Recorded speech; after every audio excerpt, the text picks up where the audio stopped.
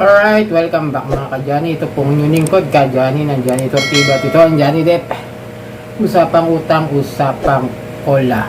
So sa mga ka-Johnny natin dyan ng mga newbies, please subscribe, like, share, hit nyo na yung notification bell para lagi po kayong updated sa mga videos na ginagawa natin dito about sa mga usapang cola at usapang utang. So mga ka-Johnny, no, salamat sa mga loyal supporters natin dyan, mga subscriber. Maraming salamat sa patuloy na pagtangkid sa ating channel. So may pag-uusapan tayo dito, may nakita ko sa TikTok. Siya si Attorney Hayes, abogado ng bayan. So medyo na-captured, na-captured niya yung aking yung aking kaisipan about sa pino-point out niya na ito, pakita ko sa inyo. May nakukulong sa utang, ha. Ayan, nakita niyo na, di ba? Ano siya, pinangalanan niya yung sarili niya, abogado ng bayan. Alamin natin kung bakit niya nasabi yan. Kung bakit niya sinabi na may nakukulong sa utang. Hindi yung basta natin siya hindi natin siya basta-basta huhusgahan. Kasi by law naman yung pinag-uusapan niya. Kaya nga abogado yan eh. Nag-aral ng law yan. Hindi yan basta-basta magsasabi ng ganyan kung wala siyang batayan. At ako, bilang isang bilang isang victim at isang nag-aaral din kahit paano sa mga law, may pino-point out siya dito kung bakit may nakukulong sa utang. Hindi ito pananakot, hindi ito para kabahan na naman kayong mga victim na sasabihin niyo naman sa akin mas nakakapagbigay ako ng stress sa inyo. Hindi, mas binibigyan ko kayo ng karunungan. Tandaan nyo, itong channel ko mas nagbibigay ako ng kaalaman, hindi para manakot sa inyo, kundi para magbigay ako ng awareness sa inyo at para magkaroon kayo ng unawa at saka maging open-minded kayo sa bawat sasabihin ko. At hindi porket naging against yung paniniwala ninyo, mali na ako. Tandaan nyo, hindi ako ganun. Ako nagbibigay ako ng linaw ng mga pinag-uusapan natin dito. So yan, ito nga, sabi nga niya doon sa kanyang TikTok channel o TikTok account, totoo ba na wala nakukulong sa utang? May makukulong sa utang kung may panloloko. Nakikita niyo may nakakalagay, may nakukulong sa utang, ha? Yan sinasabi niya. So ayun, i-analyze ko sa inyo kung bakit may nakukulong sa utang. Bigyan ko kayo ng senaryo at halimbawa. Ang utang kasi may dalawang bagay yan eh. May dalawang senaryo na pwedeng mangyari. Ang tiyatawag na yung utang is good faith at yung utang is bad faith. Ano yung good faith? Yun yung talagang may nangyari na senaryo na hindi mo kaya agad bayaran yung utang mo, at yung bad faith is yung talagang hindi mo balak bayaran at mayroon ka pang panloloko. Example ko ito, may dalawang taong nangungutang at mayroong taong nagpautang. Unahin natin syempre si good faith. Linawin natin si good faith, ha. Sample natin si good faith, pumunta doon sa kaibigan niya. Ngayon, etong si nangutang is sabi niya is, pre, kailangan ko ng pera sana, emergency lang kasi yung nanay ko may sakit, medyo hindi maganda yung kondisyon, hindi maganda yung lagay niya ngayon, kailangan ko siyang ipadala sa hospital, papacheck up ko, at kung ano man yung mga kailangan niya ibibilhin ko, at hihiram sana ako sa iyo ng halagang 3,000 kasi baka kapusin yung dala kong pera. At ngayon, sabi naman ni nangutang is, ibabalik ko sa iyo sa katapusan. Ito, ha, inawin ko, ha, in good faith ito, ha. Ngayon, pinahiram nung nagpautang, sinong utang. Dumating yung katapusan, pumunta ngayon sa bahay yung nagpautang at sinisingil siya. Sabi ngayon nung nagpautang, pre, kailangan ko na sana yung pera kasi kailangan ko rin naman na magamit yung aking naipahiram sa iyo. Ngayon, itong si nag-utang na with good faith, in good faith, sabi niya is, pre, pasensya ka na. Medyo ilang araw din ako hindi nakapasok sa trabaho dahil yung mother ko kailangan kong bantayan. Kailangan kong ibalik-balik sa ospital. Ito yung resibo ng ospital, tsaka yung mga resetang ibinigay sa akin. Halos lahat ng pera ko, yung sinahod ko ngayon, ibinibigay ko sa magulang ko, sa nanay ko, dahil nga hanggang nga hindi pa maayos yung kalagayan niya. At nakita naman nung nagpautang, yung mga resibo, tsaka yung mga reseta na ibinigay na sobra-sobra talaga at kailangan unahin para doon sa medical na atensyon na kinakailangan ng magulang niya, ng nanay niya. So, hindi nagalit yung nagpautang kasi nga in good faith at sinabi naman nung nagpautang na okay lang pre, basta kung meron ka na, kung sakaling meron ka na, kahit unti-unti mo na lang nabayaran kasi medyo mahigpit yung sitwasyon mo, gipit ka ngayon. Naintindihan ko. Yun, ha, in good faith, tapos hindi siya nagkaroon ng problema dahil sa mabuti niya ginamit at sa pangangailangan dun sa sitwasyon niya na hindi niya ginusto. Ngayon, pag-usapan natin si utang na bad faith. Ito, may kaibigan na naman na pumunta doon sa nagpapautang. Di ngayon, itong kaibigan ito, pre, may yak-yak pa eh. Pre, kailangan kong dalhin sa ospital yung nanay ko. Medyo hindi maganda yung lagay. Kailangan ko sana mga 3,000. Sa katapusan ko babayaran. Dadalhin ko na para makabili ako ng gamot tsaka yung mga pambayad dun sa check-up. Kasi medyo kulang din yung dala kong pera. Baka kapusin ako. Di pinautang ngayon. Kinabukasan, nagulat siya. Nakausap niya, nakasalubong niya yung nanay. Oy, tita! Nung nangutang niya may bad faith, Oy, tita! Okay ka po ba? Wala naman buong masamang lagay kayo ngayon o nasa maayos ba kayong kalusugan? Sabi naman ng nanay nung nangutang, ay wala iho, salamat sa pag-aalala mo. Kasi wala naman akong problema sa kalusugan ko. Okay naman yung katawan ko, okay naman yung pakiramdam ko, wala naman okay, salamat sa pag-aalala.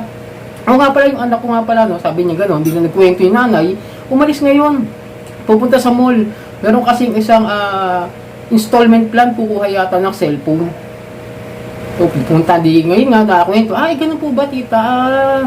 Hindi ko kasi alam na hindi kasi ako tinawagan, hindi ako, kinausap, pupunta pala. Kasama yung kaibigan nyo rin, na nagpasama siya ron para makapagkuha ng phone, ng bagong cellphone. Alam mo naman yung anak ko, mahilig sa gadgets, di ba? Di ngayon, yung nangutang in bad faith, nag-post pa dun sa Facebook page niya ng nakalagay yung bagong phone, #new phone, #feeling blessed, #salamat sa biyaya.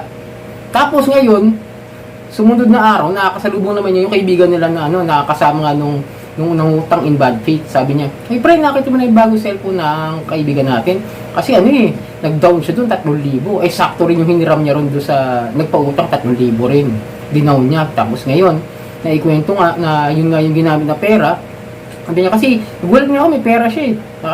Sabi niya, na-discartehan daw siyang mahiraman. Gumanon yung kaibigan. Di ngayon, nalaman niya yung pautang na gano'n nga. Dumating yung katapusan. Pinuntahan, no? Tapos, nung katapusan na yun, mayroong post muna yung nangutang in bad faith na nag-inom sila ng mga kaibigan nila. Tapos, hindi kasama tong nagpautang ng kaibigan nila na yun. Tapos, ngayon pinuntahan. Pumunta sa bahay, ginatok. Pre, kailangan ko na sana singilin yung utang mo na sinabi mo katapusan. Ngayon, nagalit. Sumagot si nangutang in bad faith.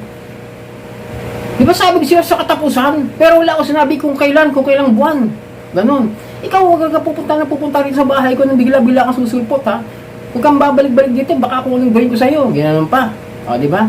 Yun yung yung example ng bad faith na ginamit na nga yung pera ng tao na nagpautang, hiniloko pa siya sa simula pa lang. Naiintindihan nyo? Nagigets nyo ba yung point ko? Ngayon, maaari ba magfile ng kaso yung nagpautang dahil sa ganun ginawa sa kanya? Maaari. Papasok ngayon yan mga kadyani sa article, teka wait lang, wala na naman. Ngayon papasok tayo sa article 318 for other deceits. Yun, may panloloko pong kasama yung ginawa nung nangutang in bad faith. Kasi nga, ang sinabi niya doon sa paghiram niya ng pera, ng time na yun is kailangan niya ng pera para ipagamot o dalhin sa ospital yung kanyang ina, na which is hindi naman pala totoo. At yung perang ipinahiram na nagpautang is ginamit pala para manguha ng cellphone. Tapos ipinakita pa niya, ipinost pa niya, di ba, na kung saan ipinakita pa niya na mayroon siyang bagong phone sa the next day. Kaya ngayon pwedeng pumasok sa article 318 yan ng deceits. Kaya pwedeng mag-file ng kaso na istapa yung nagpautang dahil sa panlulokong ginawa sa kanya nung kaibigan niya. Sana naiintindihan niyo yung sinasabi kong ito. Yung sinasabi ko na yung attorney na si Attorney Hayes, yun kasi ang pino-point out niya. Kaya maaring may makulong sa utang. Kaya nga ito sa may comment section, kung makikita nyo, papakita ko sa inyo ito. Na naman kami, nawawala na naman. Ayan. At may nag-comment na wala naman talagang nakukulong sa utang kasi wala pa akong nabalitaan na nakulong. Pero ang sagot ni Attorney Hayes is check estapa kung ilan na po ang nakulong. Yun yung pinapoint out niya kasi papasok na sa pagiging estapa yung ginawa nung nangutang in bad faith. Sana nagis nyo Ngayon, papasok tayo sa OLA. Papasok natin sa OLA yan para maintindihan nyo. Ngayon, kung in good faith at in bad faith, parehas din yan. Ngayon, si OLA naman kasi ang problema dito sa mga OLA is wala naman tayong agreement o sa terms and condition na inagrihan na pumapayag ba kayo na kapag hindi kayo nakapagbayad agad ng due date ninyo, mayroon na silang karapatang harasin tayo, tubuan na kagad ng malaki, ng mahigit sa kalahati. Tapos araw-araw may mga penalties na charge. Diba? Wala naman yun. Kasi ang nakalagay lang naman dyan kadalasan is English Tapos hindi pa natin na masyadong naiintindihan dahil nga mga karamihan sa Pilipinos hindi naman nakakaintindi talaga ng English. Kaya agree lang tayo ng agree. Diba? Aminin nyo. Totoo yun. Basta agree lang tayo ng agree. Di syempre, hindi na, pero ako binasa ko minsan, meron ka na part na nabasa ron na wala namang mga nakalagay na kukontakin nila lahat ng contact reference mo na hindi naman nila kinailangan sa iyo. Pakikialaman lahat, ipopost ka. Wala naman tayong agreement na pagka hindi ka nakabayad, ipopost ka sa social media. Pagbabantaan ka, hindi ba? Wala. Ngayon, kung gagamit naman kayo ng in good faith na wala naman kayo ginamit na ID na peke doon sa mga OLA, mas may laban tayo doon sa mga OLA niyan na lumalabag sa unfair debt collection practices. Gets nyo? Ngayon, kung ikaw naman ay OLA farmer na pati bangko, pinagtitripan mong i-farm, like yung nakikita ko doon sa mga OLA farm page na susunod na talaga ipapakita ko sa inyo yung mga kagaguhan ng mga farmer na ito.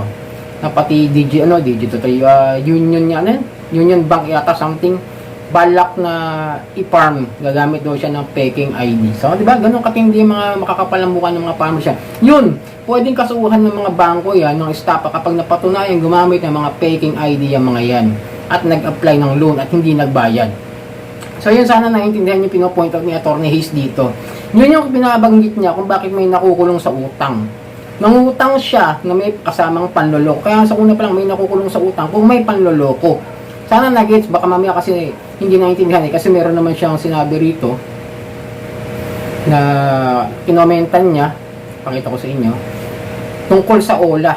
Attorney, tungkol po sa mga OLA, pwede po ba makulong yung mga may utang sa kanila na di agad makabayad kasi naharas po at pinababantaan? Sagot naman ni Attorney, hindi naman makulong kung sakali may hearing pa. So, di ba?